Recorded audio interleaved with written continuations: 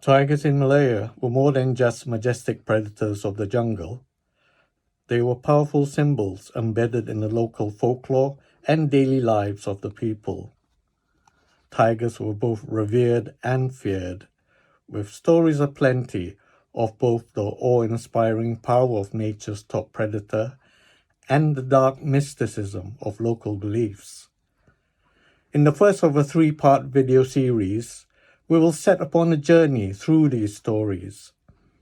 I hope it becomes evident that tigers hold a significant place not only in Malaya's natural heritage, but also in its history and culture. And that significance makes the conservation of tigers not just a matter of biodiversity concern, but a social and cultural imperative as well. Welcome to my Tiger Tales.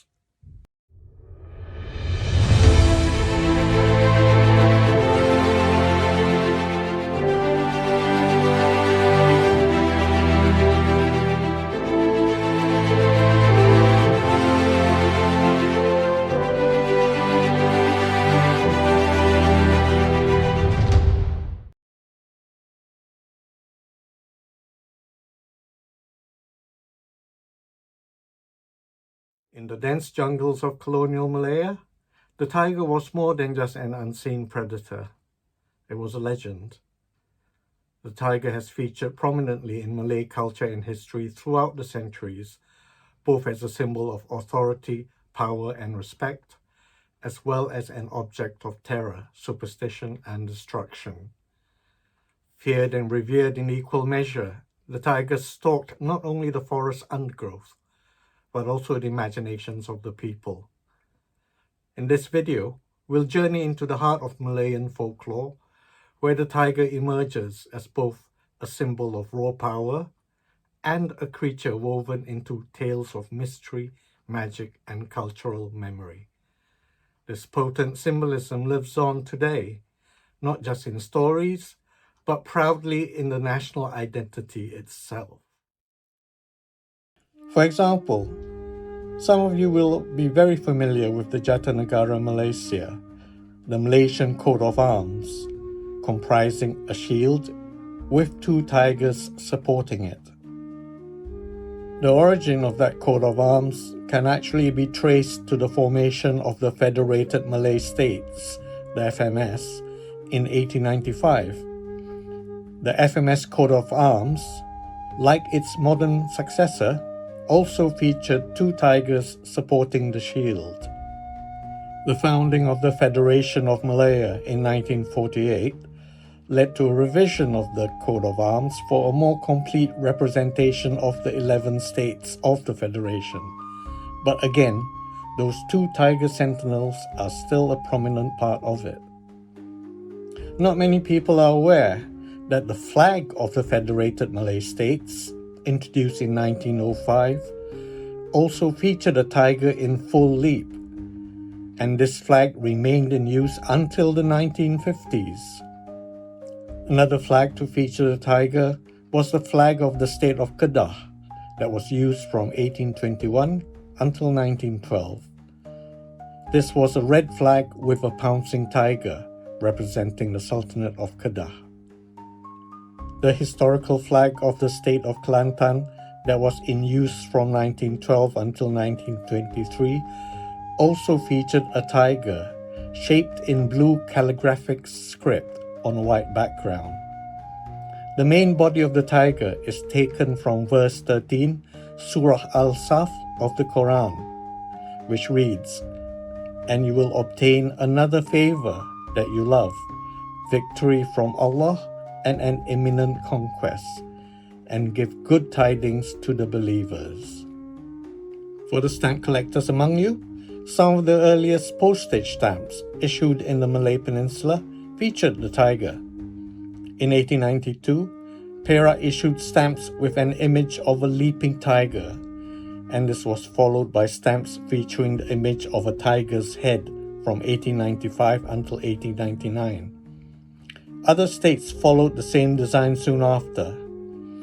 In 1901, stamps of the Federated Malay States were issued showing a jumping tiger, and continued to be used until 1934. With the independence of Malaya, states of the Federation of Malaya also used the tiger motif in other stamp designs. The tiger was also considered an iconic brand for various products, many of which are still household brands up to this modern day. These range from the pouncing tiger adorning tiger balm ointments to the roaring tiger under the coconut palm of tiger beer. That time for a tiger advertising catchline used by Tiger Beer in colonial days also happened to be the first book title of the famous Malayan trilogy of books by celebrated author Anthony Burgess. One product in particular which features tigers frequently in their packaging are matches. The red-colored tiger matchbox label on the top left is thought to be the first ever locally manufactured match brand, produced in 1922 by Malayan Matches Limited of Selangor. Prior to this, all matches in Malaya were imported by local traders, particularly from Sweden, Great Britain, Japan, and China. One of Malaya's most prolific and famous manufacturers was the Kelantan Match Factory, established in 1933, and they produced a number of brands featuring tigers on their matchboxes. Another famous manufacturer was the Perak Match Factory in Teluk Anson, which began operations 3 years later in 1936. The tiger is the protagonist in many Malayan myths, legends, fairy tales, and fables, including the beloved tales of Sang Kancil, the mouse deer. These tales all have a cheeky, rebellious streak about them, when the powerful tiger, the king of the beasts, is invariably outwitted by the cunning and wily mouse deer. There is also the Malay legend of the king who fed on human blood, Raja Bersiong, or the Fanged King, which is loosely based on the historical myth Hikayat Merung Mahawangsa, or the Kedah Annals. According to the Kedah Annals, when fighting his enemies, aside from his titular fangs, Raja Bersiong could also transform himself into Harimau Terong Kasau, or a white tiger, a tiger with a recessive gene that creates a pale coloration, making the stripes of the tiger very pale. The remains of an ancient fort in Kampung Pinang Tunggal in Kuala Muda, Kedah, are said to be that of this king. These epic myths aside, there were numerous superstitions among ordinary Malayans that revolved around tigers. Nicholas Belfield Dennis's Dictionary of British Malaya in 1894 writes that the Malays, when in the forest, never refer to the animal by its real name, as they have a superstitious belief that the animal understands speech. Locke's Tigers of Terengganu in 1954 states that the Malays would prefer to use fanciful names when referring to tigers, such as Tok Belang, the Striped Elder, Tuan Hutan, Lord of the Jungle, or Si Pudong, Old Hairy Face. They would even avoid mentioning the tiger directly by name at all and just refer to it as Si Dia, it. According to Dennis, the Malays also believed that souls of dead humans would enter the bodies of tigers, and the killing of a tiger therefore is seldom attempted for fear of killing a departed relative or friend. The exception was if the tiger had committed the first aggression by killing a man, woman, or child. Similarly, John McNair in 1899 writes that the Chinese believe that when a person is killed by a tiger, his hantu or ghost becomes the slave of the beast and leads the tiger to other human prey. And so thoroughly subservient does the ghost become to his tigerish master that he even brings the tiger to his own family, his wife and children, and can calmly see them being devoured by his new master. There is also the legend of a tiger of enormous size called Barola, which is said to haunt Kinta in the state of Perak. It was said that a long time ago, in pre-Islamic days, a man caught a tiger cub and took it home. It grew up quite tame and lived with the man until he died, when it returned to the jungle and grew to an enormous size. It is said that the Barola is still there to this day, though nobody ever sees it.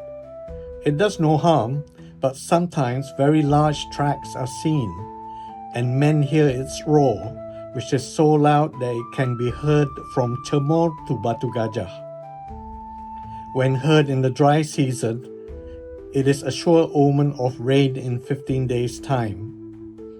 Interestingly, a cat is referred to as Barola Dapo in parts of Perak instead of Kuching. According to Hale's paper on mines and miners in Kinta in 1885, cats were not allowed on tin mines, and even mention of a cat will bring misfortune. We shall be exploring many similar myths and legends about tigers in Malaya in the second part of this video series, and in particular, the dreaded Harimau Jadian, or Were Tiger. Not all tigers in Malay legend were beasts on four legs. Some walked among us in human form. Until then though, thank you for watching and supporting my channel. Don't forget to like and share, and I'm looking forward to your comments below. Cheerio!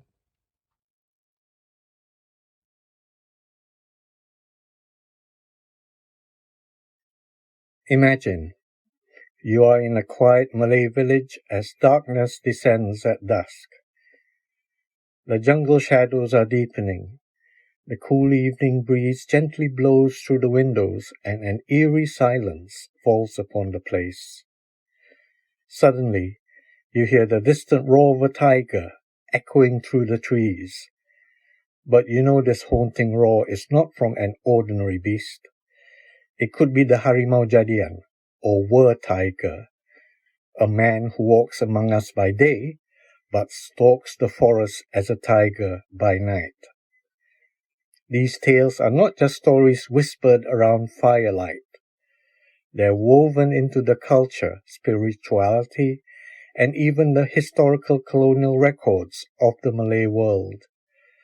This video takes you on a journey through some of these stories of the Were Tiger, a world where myth and reality blur, and the line between man and beast is never quite clear.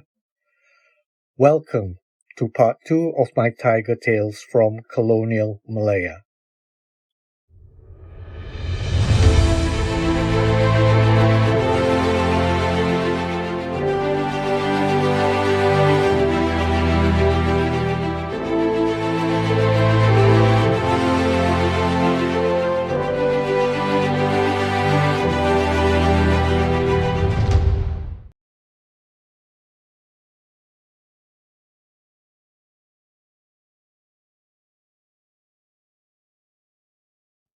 Were tigers, Harimau Jadian in Malay, are fascinating and deeply rooted figures in Malay folklore, mythology, and even spiritual belief systems. Very simply, a Were Tiger is a human who can transform into a tiger. It probably has its roots in pre-Islamic Malay cosmology, where the forest and its creatures were believed to be inhabited by powerful jinn or spirits. Tigers were among the most revered of these spirits, often seen as guardians of the jungle. It was believed that spirits of powerful individuals, such as holy men, shamans, or members of nobility, could take the form of a tiger after death. Shrines might even be dedicated to them, and they were believed to protect villagers from harm. Malay historical texts, colonial records, and local oral histories provide intriguing insights into the belief in Were Tigers, and in this video we will examine some of them.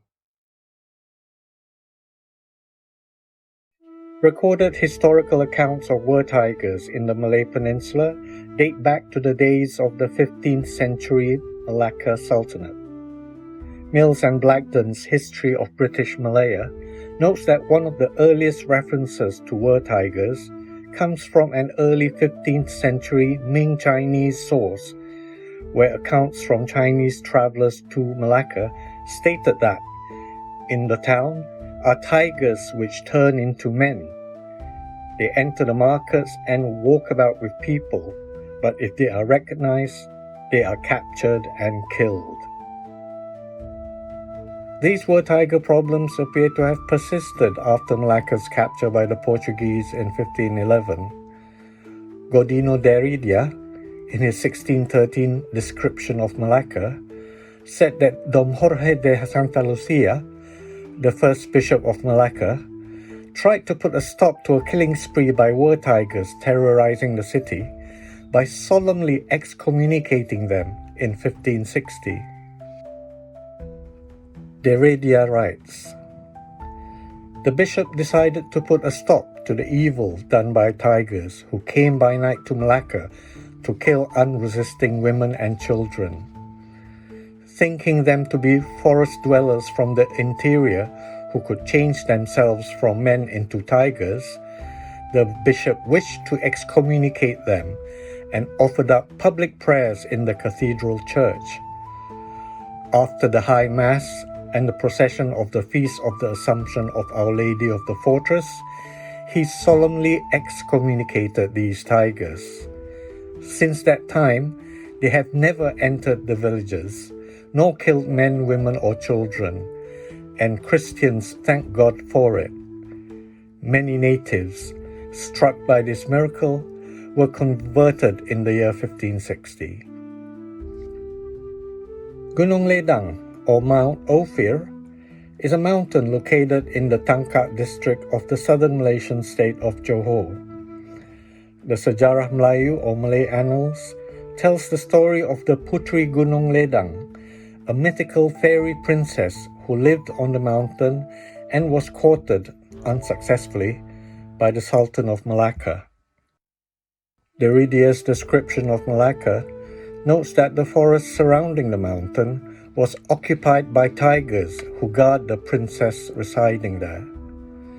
He goes further by saying that the Orang Benua, or indigenous peoples, learned their magic arts in a cavern at Gunung Ledang and used these arts to transform themselves from human form into tigers. Winstead's 1951 study of the occult in his The Malay Magician also mentions a were-tiger that guards the fairy princess of Mount Ophir. He writes that local Malacca tradition says the princess sometimes takes the form of an old woman with a cat. She is said to be able to transform that cat into a ferocious tiger if people attempt to molest her. Some local Malay traditions speak of sacred tigers, or harimau kramat, spirits of powerful individuals who take the form of a tiger after death. Shrines might even be dedicated to them, and they were believed to protect villagers from harm.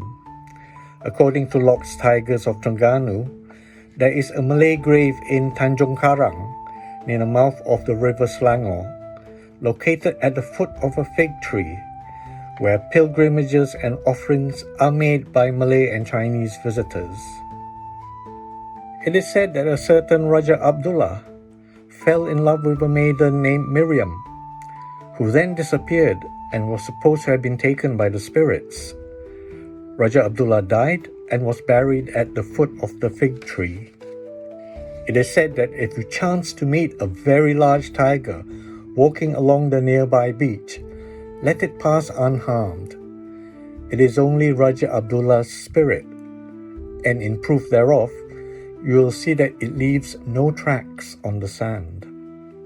A little further south, in Langat, there is the shrine of Tok Kemarong, which is supposedly guarded by a white tiger, which was said to be his pet during his lifetime. This spirit tiger was said to have one paw substantially smaller than the other one. There had been many who said they witnessed this tiger, including the then district engineer, Mr. Spearing, who said that he saw this tiger's tracks and can vouch for the fact that one footprint was smaller than the rest. This curious feature is thought by the local Malays at least to be one of the especially distinctive marks of a rimau kramat or spirit tiger. Colonial administrators Frank Swettenham and Hugh Clifford both wrote about the almost universal belief that the people of a small state in Sumatra called Kerinci have the power of assuming at will the form of a tiger. Not every Kerinci man can do this, but still, the gift of this strange power of metamorphosis seemed to be pretty well confined to the Kerinci people. At night, when respectable members of society should be in bed, the Kerinci men were said to slip out of their homes, assume the form of a tiger, and venture out seeking fowl, livestock, or people to devour. For example, Swettenham writes about 4 Kerinci men arriving in the district of Perak, and that night, a number of chickens were taken by a tiger. The strangers left the next day and went further up country, and shortly after, only 3 of them returned and stated that a tiger had just been killed, and they begged the local headman to bury it. Clifford also writes about a certain Haji Abdullah in Sayong, Perak. A native of Kerinci, he was caught stark naked in a tiger trap by villagers, and was only set free when he promised to pay for the buffaloes he had allegedly killed while he marauded in the likeness of a tiger. On another occasion, some Kerinci men appeared and sought hospitality in a Malay house, and there also the chickens disappeared in the night, and there were unmistakable traces of the visit of a tiger. However, the next day, one of the visitors fell sick, and shortly after, vomited chicken feathers. It should only be fair to say that the Kerinci people themselves strenuously deny that they have these tiger-morphing powers ascribed to them, but insist that it is only the inhabitants of a district in the deep interior of Kerinci, called Cendaku, who have this magical ability. Even there, however, is only those who are practiced in the ilmu sihir, the occult arts, who are capable of transforming themselves into tigers, and the Kerinci people themselves are afraid to enter the district of the Orang Cendaku. Of course, one can also say that these suspected so-called were-tigers could well have been just innocent victims who happened to be in the wrong place at the wrong time, which was probably the case with this story in Betty Lumsden Milner's book, Damn It and Other Stories. A stranger went to live in a Malay village on the outskirts, of which he soon built himself a small house. Not long afterwards, livestock belonging to the villagers began to be killed by a tiger, and the animal later even killed and devoured a number of Malays as well. Suspicion fell on the newcomer, who had been noticed leaving his house at dusk to go off into the jungle and not returning until dawn the next day. The villagers built a tiger trap, baiting it with a live goat. One evening, the unlucky newcomer was returning to his home through the jungle when he became aware that a tiger was stalking him.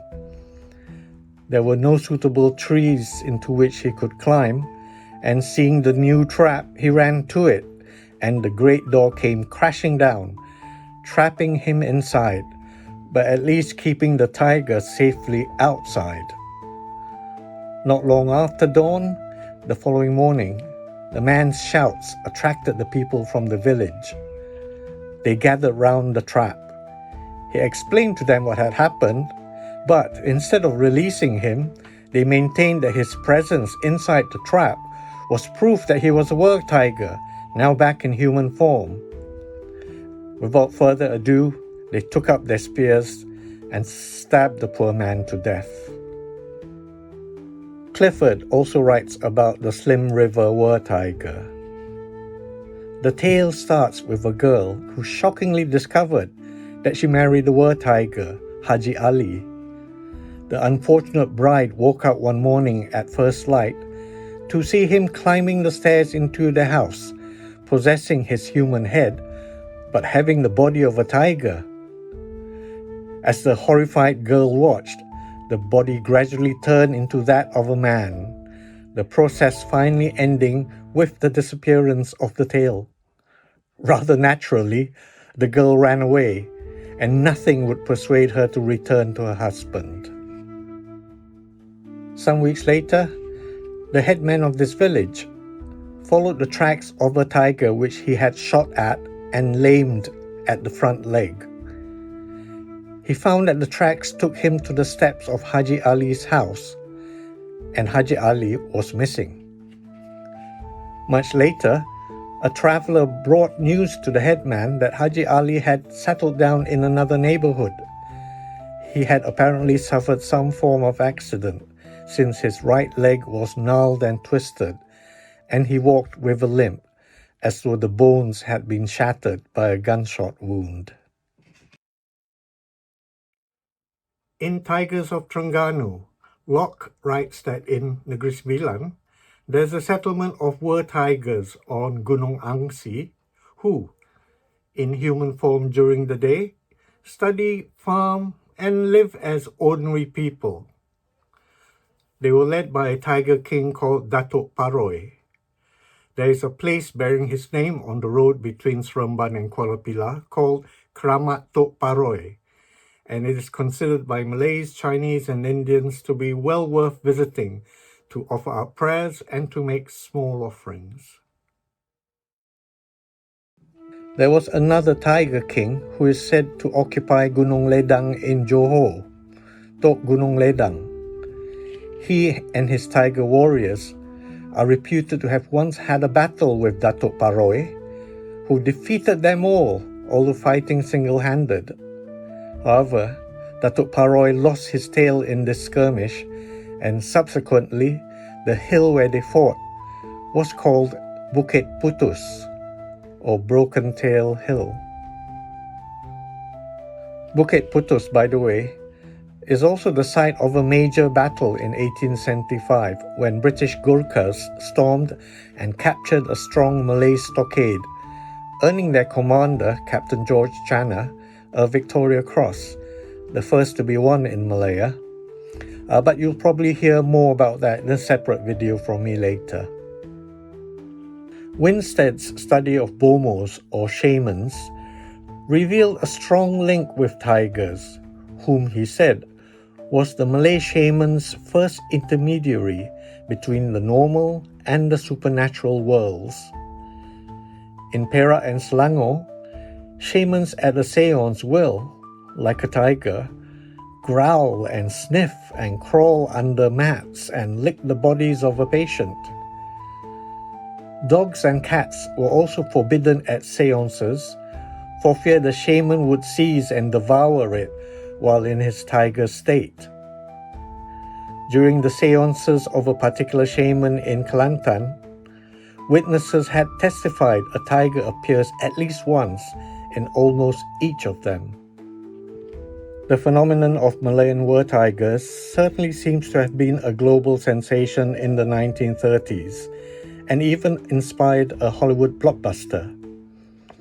In the 1936 adventure film The Jungle Princess, Hollywood star Dorothy Lamour takes on the role of the orphan girl Ula with her companion tiger Limo. Set in the Pahang jungle in Malaya, the movie is about a young orphan girl who has to grow up by herself in the jungle, looked after by a guardian tiger. The local villagers are suspicious of Ula, who they think is a war tiger, leading to a lot of drama and action. The movie does an incredible job at recreating the Malayan jungle, and even the dozens of extras seem to look Malay and even speak Malay. This includes the lead star herself, Dorothy Lamour, who speaks Malay almost throughout the movie and even sings a love song in Malay, Bulan di Malam, or The Moon at Night. The Jungle Princess was a major hit and launched Lamour's career as one of the leading movie stars of the era. She was later often cast, sarong-clad, in similar jungle adventure romances, which led her to being nicknamed the Sarong Queen. While one may not necessarily believe that there were such beasts as tigers were most definitely real, and people in colonial times certainly were just as terrified of them as they were of the mythical tiger. And as roads carved through previously impenetrable jungles and plantations spread across Malaya, people suddenly found themselves living on the edge of the tiger's sanctuaries. The tiger, once ruler of the forest, suddenly became a threat at the doorstep. In the third and final video in my Tiger Tales series, we will look at how human expansion into their habitat reshaped our relationship with the tiger, and how the echoes of that conflict still shape Malaysia's conservation landscape today. Until then, I hope you enjoyed this video, and thank you for watching and supporting my channel. Don't forget to like and share, and I'm looking forward to your comments below. Cheerio!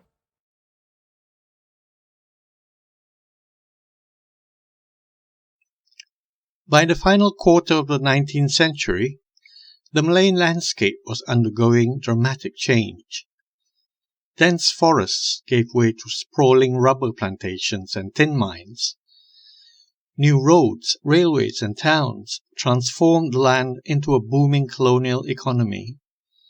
Steamships crowded the ports, migrant laborers arrived from China and India, and the ancient rhythms of the land began to change forever. In the shadow of this transformation, the great predator of the forest, the tiger, saw its world rapidly shrink, and their survival grew increasingly uncertain.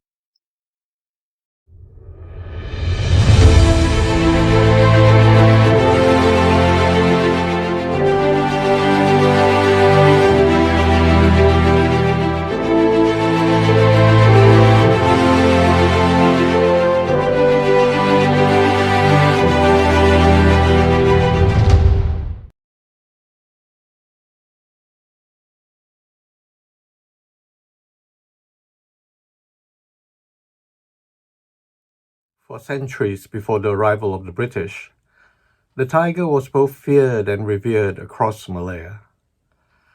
But colonial expansion changed the tiger's fate dramatically. In this final part of Tiger Tales from Colonial Malaya, we trace the story of commerce, development, and conflict that ultimately led to the fading of the tiger's tracks from much of the Malayan wilderness. As forests were cleared and crops were planted, settlers found themselves at the edge of danger. At the doorstep of Malaya's apex predator, the tiger. Deprived of their ancient haunts and of their prey, tigers sometimes turned on the human trespassers. Some of these tigers, injured, aging, or starved, gave up hunting wild animals altogether and took instead to the easier prey of humans. As Locke notes in his book Tigers of Terengganu, a tiger became a man-eater when it loses its natural fear of humans and acquires a taste for human flesh. In other cases, age or injury left it incapable of hunting anything else. Famed naturalist Alfred Russel Wallace notes in his classic The Malay Archipelago that tigers were so prevalent in Singapore that not a single day passed without reports of a tiger attack. John McNair estimated that as many as 200 deaths by tigers were recorded by police in 1 year, and likely many more went unreported as plantation owners feared losing laborers unwilling to venture into tiger-infested jungles. The Hikayat Abdullah, first published in 1849, was the major work of Munshi Abdullah, a leading literary light of the Malay world. Unlike earlier Malay works that were steeped in myth, Abdullah's writing chronicled real events and real people.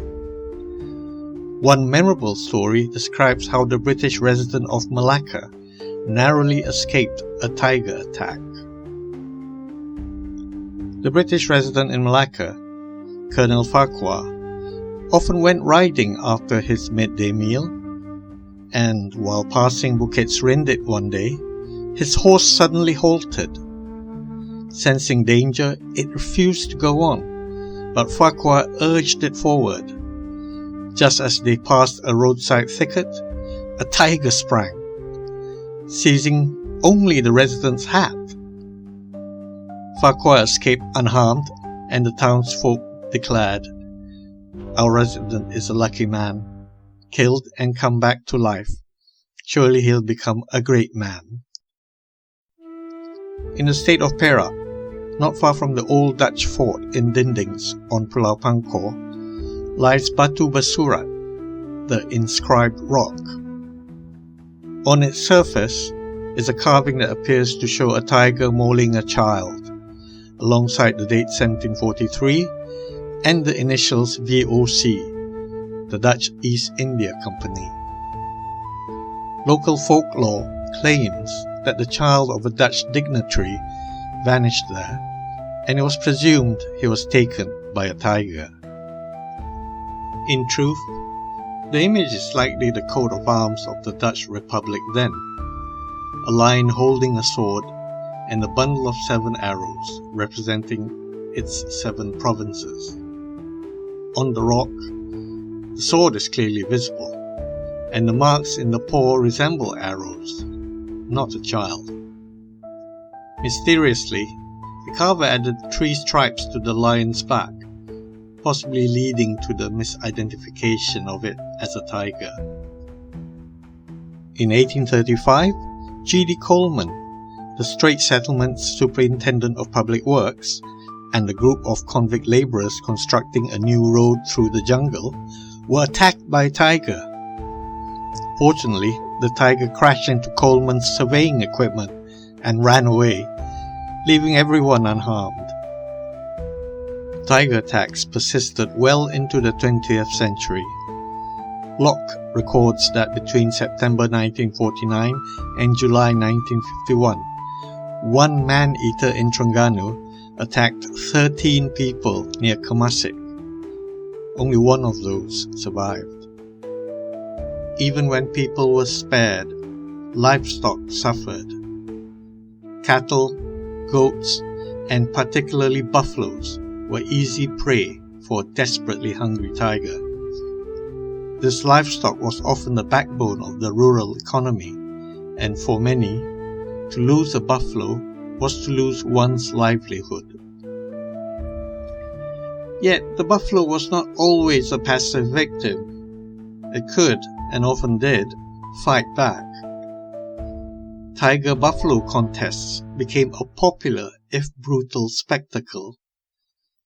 Though cockfighting was recorded as the most popular sport among the Malays, buffalo-tiger contests were seen as the grand national sport, often staged for visiting dignitaries, festivals, and other special events. In 1872, Maharaja Abu Bakar of Johor staged such a contest for a visiting Russian prince. The unfortunate tiger seemed utterly unwilling to fight, and the buffalo repeatedly pinned her against the enclosure. She was eventually suspended in the air by a noose and allowed to be gored to death by the buffalo. to roaring cheers from the crowd. Accounts of these contests by Frank Swetnam and Hugh Clifford indicate that they rarely saw the buffalo seriously injured. The tiger, a symbol of danger, wildness, and disorder, was always meant to lose. The buffalo, a symbol of stability and civilization, was expected to triumph against the wild, savage beast. Malay legend even attributes the name of the Minangkabau people of West Sumatra to such a tiger-buffalo contest. It was said that the people in that region of Sumatra were invaded by a Javanese kingdom, and the two sides agreed to settle the war through a contest between animals. The Minangkabau chose a buffalo, while the Javanese chose a tiger. The buffalo was victorious, goring the tiger to death, and these people are called the Minangkabau to commemorate this victory. Minang coming from the word menang, meaning victory, and kabau or kerbau, meaning buffalo. To stem the threat posed by tigers to both humans and livestock, traps were devised to capture these predators before they strike. These took the form of cunningly concealed pits, wooden cages baited with goats or dogs, or snares of rope and steel wire. Pitfalls were also used. Funnel-shaped pits placed along tiger trails, often up to 15 feet deep. Another trap used a suspended timber beam connected to a noose. When triggered, the beam would crash down, incapacitating the tiger. However, the most commonly used trap was a cage made of stout wooden poles, sloping downward from a raised front entrance. A bait animal, placed safely in at the rear of the cage, lured the tiger in. Once it crossed the threshold, a sliding door would drop, trapping it inside. A more brutal method involved a spring-loaded snare. A tree sapling, bent and tied back, was attached to a wire loop. When the tiger stepped into the noose, the trigger released the sapling, tightening the wire around the animal's leg or neck. When a tiger became too bold, attacking livestock or humans regularly, a hunt was the only recourse. These were often led by colonial officers, aided by skilled local trackers. Unlike India, where stalking the tiger was possible, the dense Malayan jungle and its thick undergrowth made such pursuits impractical. Instead, hunters in Malaya would typically wait near a tiger's kill, or bait animal, concealed in hides or raised platforms. This was often done overnight. In crisis situations, when a tiger would go on a killing spree of livestock or people, Malay villagers would band together, armed with spears and muskets, to surround and confront the tiger directly. A dangerous undertaking, and one that sometimes ended in tragedy for the hunters. To encourage the removal of dangerous tigers, the colonial authorities offered cash bounties for their capture or killing. In 1894, a reward of $50 was set for each tiger, rising to $150 by the century's end. According to Dennis's Dictionary of British Malaya, published in 1894, the hunter not only received the government bounty, but could also sell the tiger's carcass for a handsome sum. A tiger was usually sold for $25 to $30. Chinese buyers were the primary market, with the animals used for medicine, charms, and tonics. Locke notes that the carcass of a small tigress, shot in Selangor in 1951, sold in Kuala Lumpur for $200. The buyer was estimated to have earned at least 4 times that amount from the sale of products made from the remains. John McNair wrote in 1878 that tiger whiskers were believed to bestow irresistible charm over the opposite sex. The bones were ground into powder for medicine or invigorating jellies. The meat was eaten for strength and cunning. Claws were fashioned into charms and jewelry, mounted in gold as brooches and earrings. Though not as prevalent in Malaya as it was in India, tigers would also be hunted for sport and trophies. Among the most prominent figure engaged in tiger hunting for sport was Sultan Ibrahim of Johor, who was renowned for his tiger hunting prowess and trophies. Locke recounts that a particularly large tiger shot by the Sultan measured 9 feet and 8 inches, the largest of 35 tigers he had taken. Not all tigers were killed. Some were captured and kept in cages, becoming curiosities for those far removed from the jungle frontier. Colonial officers were known to keep them as pets, much to the dismay of others. Munshi Abdullah writes about how the British resident in Malacca once caged a captured tiger in his home. Tragically, a workman tasked with repairing the cage was mauled, losing an eye and half his face. The resident had to shoot the tiger himself. In another case, a letter to the Straits Times dated 16th November 1876 warned of danger when a scoundrel broke into the enclosures at the Singapore Botanic Gardens, bending bars and opening the cages of tigers and leopards. Whether it was the work of a drunken sailor, a mischievous child, or a misguided animal lover remains a mystery. The writer concluded that the garden's aviary of rare and beautiful birds was more than sufficient to delight visitors, without the peril of prowling man-eaters. By the twilight of colonial rule, the toll of relentless hunting and deforestation was apparent. Tigers, once abundant, had become scarce. Though no firm population data for 19th century Malaya exists, references to large parts of the peninsula as being tiger-infested and tiger haunts suggest they once roamed widely. By the 1950s, however, Locke estimated that populations throughout the whole peninsula were probably no more than 2,900 individuals.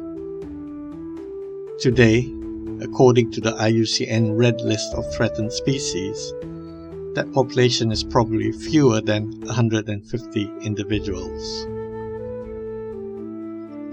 The early 20th century saw the first stirrings of conservation in Malaya.